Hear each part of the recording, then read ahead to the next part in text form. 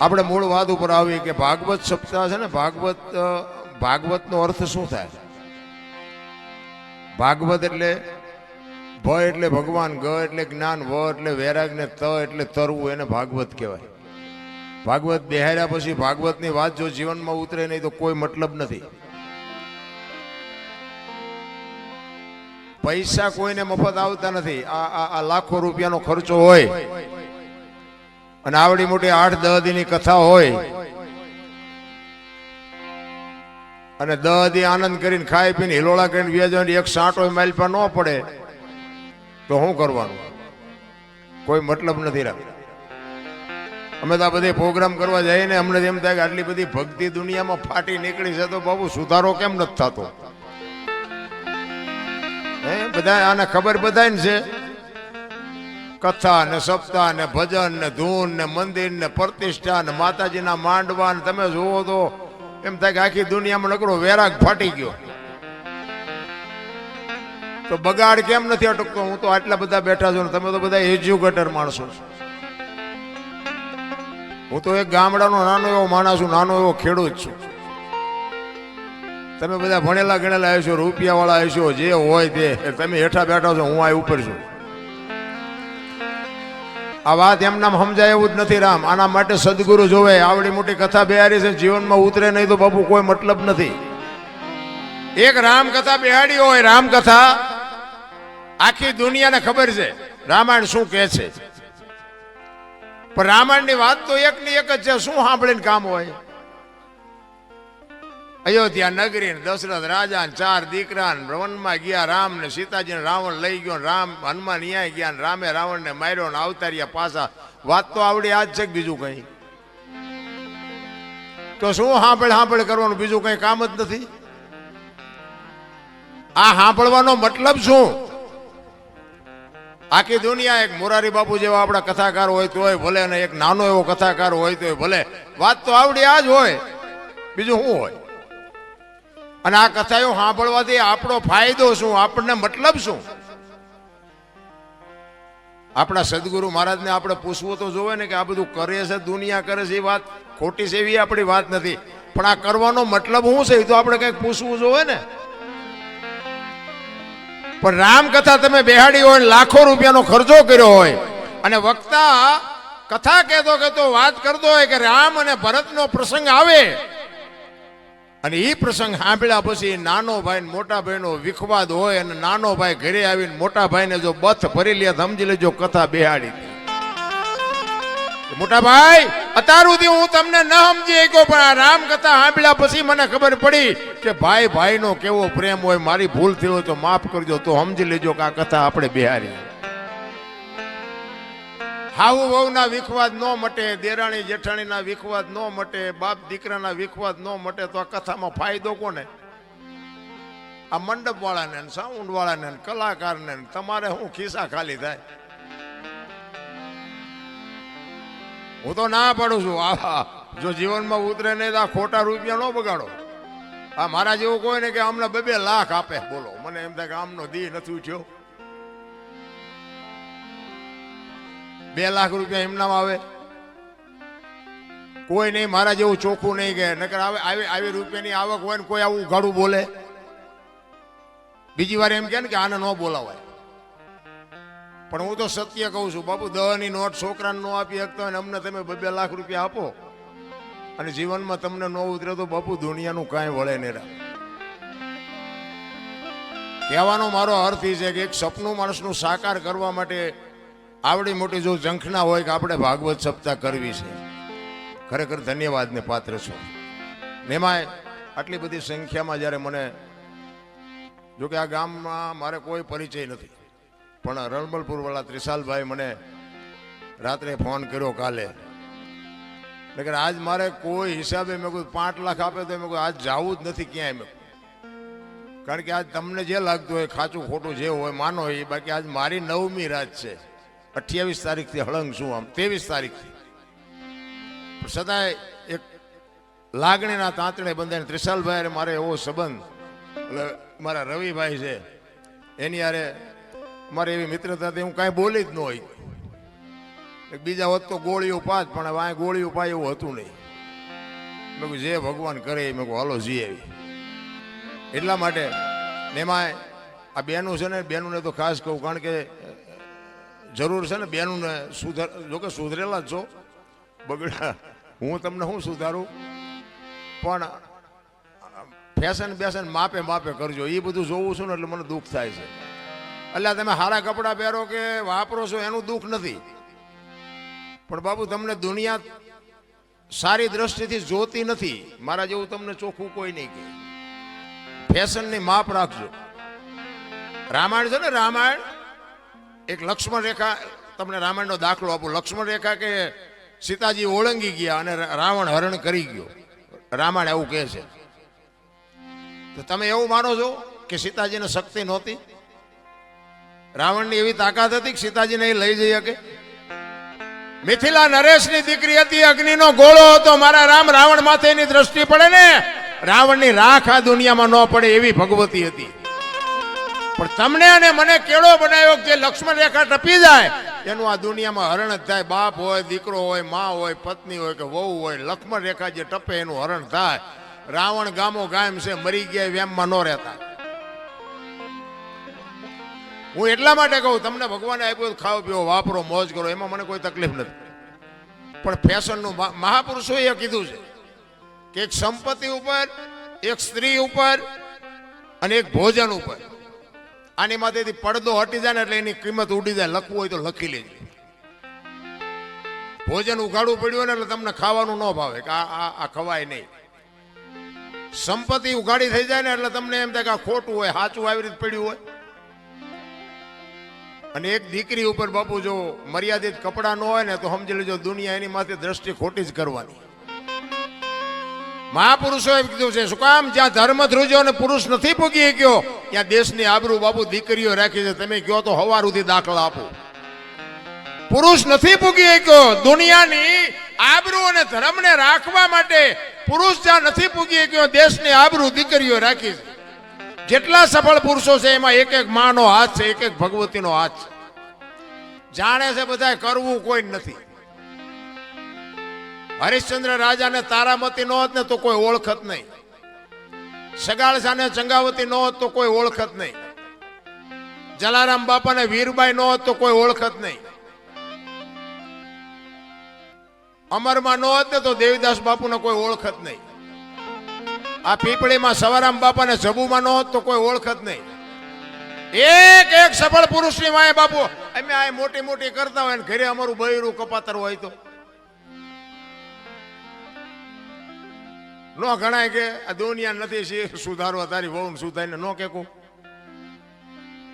આ તમે અમને આમ હાથની હથેળી રાખો, હલો જમવાના, હલો ચા પીવાના, હલો ગાડલા ને ખાટલા ને બધું કરો. તમે એમ કોઈ આવ્યા હોય મારા ઘર બાજુ અને હું એમ કહું હાલો હાલો, અરે ચા પાણી રોટલા સિવાય જવાય? અને હું આમ ડેલામ લઈ જાઉં અને રહોડામાંથી હાણેશું લોટા મંડે ઉડવા, મારે ચિંપા જવું? અરે હારું માણા ન હોય તો જીવવાની મજા ન આવે. ભલા માણા હગો હારો નો હાપડે, મિત્ર મળે જો લબાડ, પત્ની મળે જો કભાર જાતો હેળે જો ઉતાર. ત્રણે પખા મોળા હોય તો ગિરનારમાં વ્યૂ જવાય. જીવવાની મજા જ ન આવે. ભલા કોઈ મતલબ નથી રામ. હું તો એમ કહું, પતિની વાત જો પત્ની સમજી શકે ને પત્નીની વાત પતિ સમજે કે તો જ બાપુ વાય પેટી હારી થવાની. બાકી તો સેટલાઈન આપણે જોઈને તો આપણને એમ થાય હારું આમનું હાલતું ચમ હશે. કોઈ મતલબ જ નથી રામ. તમે વિચાર કરો, હરિશ્ચંદ્ર રાજાએ તારામતીને વેચ્યા ને, એમના ગુરુ મહારાજનું દેણું. બાપુ સતયુગ હતો, જો તમે વિચાર કરજો. સતયુગમાં હરિશ્ચંદ્ર રાજાને બૈરું વેચવું પડ્યું. ઇતિહાસ બોલે છે, આપણે હતા નહીં તેથી. અને આ બધું છે ને બધા આપણે શાસ્ત્રોના સંતોના આધારથી આ બધું બોલી જો બાપુ. આમાં સાચું હોય રાખજો ને ખોટું હોય ડિલેટ મારી દેજો. કોઈ ફોન બોન ન કરતા. હા, આ તો અત્યારે મીડિયાનો માધ્યમનો સમય છે. વળી એમ કે હા ક્યાં બોલ્યા, આવું ક્યાં હતું જ નહીં. પાછા ઘણા એમ કે કેમ જાણે હરિશ્ચંદ્ર વખતે ઈવડાઈએ હોય. કેટલાય લોહી પીવે છે અમારું. હરિશ્ચંદ્ર રાજાને પોતાની પત્ની વેચવી પડી સતયુગમાં. આ કળિયુગ છે બાપુ, વેચવું પડે એવું છે કોઈને? હે ભગવાને કેટલું આપ્યું, વાહન મકાન રૂપિયા લોટા હવામાં ઉડે વગર દોડે વાતું થાય હિલોળા કરે એવું મળ્યું છે. જો આમાં જીવતા ન આવડે તો આંટો થયો એવું નથી લાગતું. શું ઘટે ભલામણ? આપણા ઘરે બે ટાઈમ સારો રોટલો નથી મળ્યો, ભલામણ સારું લુગડું નથી પહેર્યું. છતાંય જો માણા તમે જુઓ તો કોઈ સંતોષ જ નથી. બોલો અમારે બે કઈ નથી, અમારે બે કઈ મરો કઈ ન હોય તો શું જોવે છે તમારે? અરે શેઠો જ નથી ભલામણા. થીગડા ઉપર થીગડા દઈ દઈને આપણા ગઈઠા મરી ગયા. આપણે એક આંગળી જાય એટલું વાંકું હોય ને તોય આપણી માં એમ કે લાય બેટા આંકા લઈ દઉં. અને અત્યારે ફાટલા પહેરવાનું ચાલુ થયું. ઓલા જીન્સમાં માથા વ્યા જાય એવા ફાંકા હોય તોય પહેરે હારા. એટલે આવા તો અમે પહેરતા જ તા, ખબર નહોતી કે આવું આવશે ને કે અમે હાઈસમાં રાખ્યો હોત તો અત્યારે અમે તારી હારે પહેરત. અરે જોવો તો ખરા, આપણે એવું ટાણું આવ્યું હતા ફાટલા પહેરવાનું ચાલુ કર્યું. બોલો એટલે આ ફાટલા નહોતા એટલે પહેરતા હતા. નથી એવું ઊંધું નથી આવેલું. 2 કિલો ચોખ્ખું ઘી લઈને આમ બજારમાં રાડ્યું પાડજો, ચોખ્ખું ઘી છે, વેચવું છે, ચોખ્ખું ઘી છે, ખપશે નહીં. ઓલા દારૂ બાવળિયામ વેસે તો પીપડા ખપી જાય છે. જોવો તો ખરા ઊંધું હાલ્યું. વિચારવા જેવું છે. મારો કહેવાનો મિનિંગ બાપુ જીવન સમય સરસ મળ્યો છે, પણ ભગવાન તમને બાવડું ચાલી નથી બોલાવવાનો. બાપુ જો જીવતા આવડે તો મને એમ થાય કે ભલે હું મારી વાત કરું, હું તો એક ખટારાનો ડ્રાઈવર હતો. બોલો ખટારાના ડ્રાઈવર તો 19મી કોમ ન કહેવાય. એને કોઈ પાણી પાય એના બદલે અહીંયા અમે બેઠા છીએ, તમે હેઠે બેઠા છો. આ કયો શેડો ઈડ્યો છે તમને નક્કી થાય છે? બાપુ આ વસ્તુ આખી જુદી છે ને આ સમજવા માટે સદગુરુ જોવે.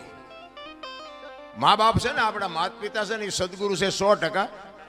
પણ એ તમારો જન્મ આપી શકે, લાલન પાલન કરી શકે, ઉછેર કરાવી શકે, લગ્ન કરાવી શકે, ભણાવી શકે, ઓળખાણ ન કરાવી શકે. તમે કોણ છો એની ઓળખાણ તો બાપુ સદગુરુ કરાવી શકે, બીજાનું કામ નથી રાખવું. સદગુરુ જ્યાં સુધી ન મળે ત્યાં સુધી તમને તમારી ઓળખાણ ન થાય. અને તમારી ઓળખાણ ન થાય તો સમજી લેજો તમે માણાના અવતારમાં એક કૂતરું આવીને વીવી ગયું ને એમ તમે વીઆઈ ગયા. મીરાએ કીધું આત્માને ઓળખ્યા વિના લખ 84 નહીં મટે, તમારી ભ્રમણા ભાંગ્યા વિના ભવના ફેરા નહીં મટે. આપણી ગત ગંગા છે ને, જેસલ તોરલ રૂપાદે માલદે કતીબજા હુરમબાઈ લાખો લોયણ જતો ભગત ખીમડીયો કોટવાલ ડાલીબાઈ રામદેવજી હાલો હુરો વણવીર ઢોંગો નિરલ કુંભો, આ બધા ગતના ગોઠી હતા ને. એમાં સ્ત્રી હતી, પુરુષ હતા, અમીર હતા, ગરીબ હતા, તમામે તમામ સમાજના હતા. બાપુ ખોળિયા જુદા હોય ને જીવ જો એક થઈ જાય ને તો મરદા તો અત્યારે બેઠા થાય. ઈને ગત ગંગા કહેવાય. પણ ભજન એમના સમજાવું. હું તમને એક જ વાત કહું, ભોળાનાથ નો દીકરો કે ગણપતિ નું માથું ભોળાનાથે કાપ્યું અને હાથીનું લગાડ્યું એમ કે ને બધા ફોટામાં જોઈ, મૂર્તિમાં જોઈ, શું થયું? એ ભોળાનાથે માથું કાપ્યું અને હાથીનું લગાડ્યું. બધા આપણે મૂર્તિમાં ફોટામાં જોઈ ને, તો હું એમ કહું છું પેલું કાપ્યું ત્યાં જ નહીં પડ્યું હોય, હાથીનું શું કામ ચોંટાડ્યું છે? આ કોઈ ભણાવતું નથી એટલે તમે અમને સાંભળો છો. કાપ્યું હોય તો અહીંયા જ પડ્યું હોય ને, તો ઈ નો ચોટાડી શકે ને. હાથીને કાપીને અને હાથીનું માથું ફીટ થાય, માણસ શરીર ઉપર માથામાં ફીટ થાય, હાથીનું આવડું હોય. હવે આ 4 આંગળની જગ્યા હોય, માથે ફીટ થાય.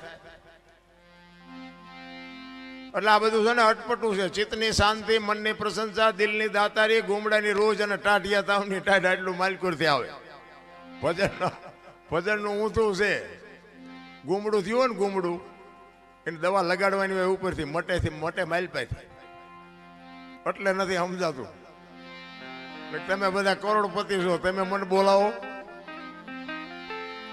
કોઈ નથી બોલાવે એવું બાપુ. પણ આ અંતરના ઊંડાણની કોક વેધુને કરાય વાત, આને સોરે નો સિતરાય સિતની વાતું શંકરા. અમારે ઘણું કેવું છે, પણ કહેવાનો મારો મિનિંગ ઈ છે કે માં હોય મોટે બોલું માં, એ હાથે નાનપણ સાંભળે. એ મલક બધાની મજા પછી કડવી લાગે કાગડા. એ આ જનેતાને હું એટલા માટે કહું છું, આ દીકરીઓને મારે કહેવાનો અર્થ એટલા માટે છે કે તમે એમ કહો ભગવાન મને હારો દીકરો દે, હારો દીકરો દે. શું અહીંયા ગોદામ છે? હે અહીંયા દુકાન છે? હારા દીકરા બાપુ માં સંસ્કાર આપે તો જ હારા દીકરા થઈ શકે, બાકી એમના તમે હારો દે એમ કરી મેળ ન પડે. પણ હું તો બહેનોને ખાસ વિનંતી કરું, હાથ જોડીને કહું, હું કોઈ સલાહ દેવા તમને આવ્યો નથી, અને મારી સલાહ તો શું મારી લાયકાત હતી હું તમને સલાહ આપું. પણ મારો કહેવાનો, મારી વાતની અમુક બાપુ નોંધ કરજો અને એનો અનુભવ કરજો. હું કોઈ પાવરની વાત નથી કરતો, પણ તમારે સારા સંતાન જોઈને તો મારી એક જ ભલામણ છે કે ઉદરમાં સંતાનનો વિકાસ થતો હોય અને જન્મ થયા પહેલા રામાયણ ને ગીતાના 5-5 પાના વાંચજો. જો આપને સંતાન થાય એવું આ ટેકો દેવું દીકરો ન થાય તો બાપુ મારું નામ તમે જોડો ઘા કરજો. હારા દીકરા તો થાય. મારા વહુ હારો ભેગા પાણી પૂરી ખાતા હોય તો અહીંયા કઈ હારા વાઈટ ન હોય દીકરાની. એ તો ઠીક છે, પછી કહેવાનું હોય અમુક એ ભગવાન એકાદો દીકરો દે, અમે દીકરા વગીરના છીએ. તો અમુક એમ કે હે ભગવાન આના કરતા ન દીધો હોત તો સારું હતું. આપણે એમ કે હારા આવે આ દીકરા હાઈવે ફાયદો છે કે નો હાઈવે ફાયદો છે. ભગવાન ભાઈ બાપુ માગજો એકાદો દીકરો, પણ એને કહેજે કે ગોપીચંદ ને ભરથરી જેવો કા દીકરો આપે, ગંગા સતી પાનબાઈ જેવી દીકરી આપે, હાથ પેઢીઓના નામ ઉજળા કરી દે રામ.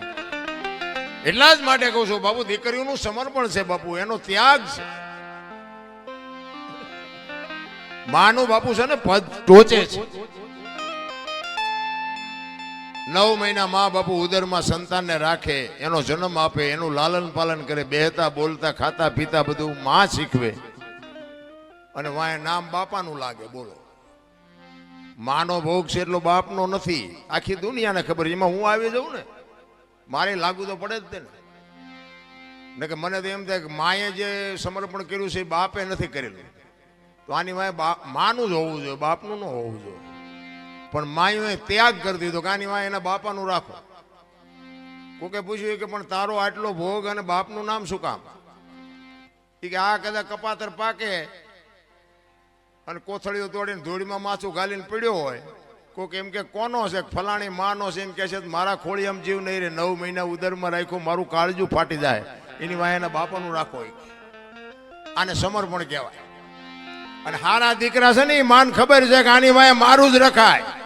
હારા દીકરાની વાય જનેતાનું છે.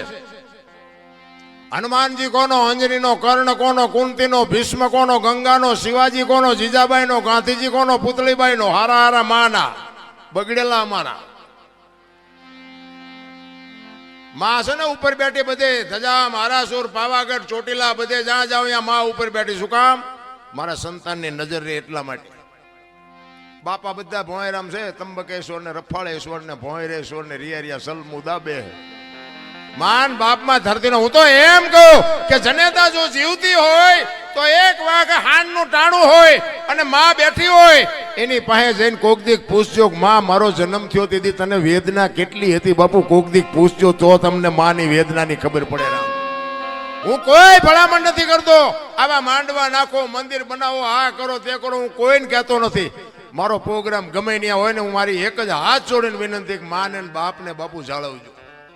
માન બાપ જેવા ભગવાન આ દુનિયામાં ક્યાંય કોઈ છે જ નહીં. અને તમારા મા બાપને તમે નહીં જાળવો ને તમારી પ્રજા તમને નથી જાળવવાની લખવું અહીંયા લખી લેજો. તમારા માત પિતાથી તમે છો, મારા માત પિતાથી હું છું. માત પિતા તમે ચૂકી ગયા સેવામાં, એટલે સમજી લેજો કે તમે કરોડ રૂપિયાના આસામી હોય તો બેકાર ધૂળ કહેવાય. કારણ કે મને ને તમને આપણા જન્મ વખતની ખબર નથી કે માએ શું વેઠ્યું છે. એ વેદનાની જો આપણને ખબર હોય ને તો આ માવડીઓ રોટલા વગરની આટા નો મારતી. લાખો રૂપિયા ને કરોડો રૂપિયાના દાન આપે ને ઘરે માન બાપ જો રોટલા વગરના વરાળું કાઢતા હોય, જિંદગીમાં નો ગાડી હાલે. રામ, 40 લાખની ગાડી લઈને નીકળે, વાયલી સીટમાં જોવો કૂતરો બેઠો હોય. બોલો, લબરક કરતો. હવે આમાં માને બાપાને બેહર્યા હોય તો અરે અમને સારું જોડું નથી જડ્યો, અમારો દીકરો કેવી ગાડીમાં ફેરવે, જિંદગીમાં કાંટો ન વાગે. કાંટો રામ કરવાની જરૂર આ તો કે તમને ન ખબર પડે, તમને એમ જ કરે. બોલો, એટલે નહોતી ખબર એટલે 100 વીઘા રાખી હતી, તું 10 વીઘાના ઉલાળિયા મીઠો કરવા. અમને ખબર છે પણ જાવું ક્યાં? અરે મારા રામ, માન બાપે તો આપણા જીવન માટે